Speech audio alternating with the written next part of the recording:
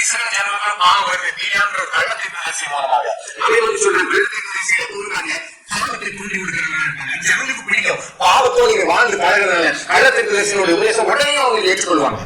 ஆனா இந்த பீலியாம் வந்து சொல்லுவான் பாவத்தை ஜனங்களுக்கு அப்படியே ஊட்டி விட்டுட்டு போயிடுவான். அந்த நேரத்துல மோசே ஆகிட்டு இருப்பான் தேவ சமூகத்துல இருந்து. ஆனா அது ஒரு இடத்திற்கு வாசலுக்கு ஒரு அடையாளம், ஜெபத்துக்கு ஒரு அடையாளம் இருக்கலாம். ஆனா அந்த பிறகாசில் ஒருத்தர் எழும்புகிறார் வாலிபன். அவன் ஈட்டியை மூங்கிய விபச்சாரம் செய்கிறவங்க குத்தி கொலை செய்த பொழுது வாதை நிறுத்தப்பட்டது பைபிள் வாசிக்கிறோம். ஏன் வாதைகள் எனக்கு தனி இருக்கு? பாவம் அருவருப்பு உச்சக்கட்டது என்று ஏற்றி இருக்கிறது. அருவருப்புகள் அதனால வாதைகள் பெறுகிறது. வாதை மேல வாதை.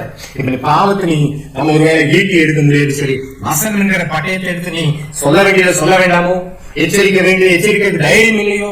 உன்னுடைய சேஃப் கார்டு, நம்முடைய பாதுகாப்பு வளையத்துக்குள்ளேயே நம்ம இருக்கிறோம். ஆனா யாரும் எந்த கருதியும் பண்ணிடக்கூடாது.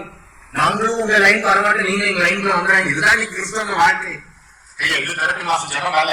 என்ன சொன்னாரு, இதை நான் வைராக்கியம் பாராட்டினான், அதனால நான் ஆசீர்வதிப்பேன்னு சொல்றாரு.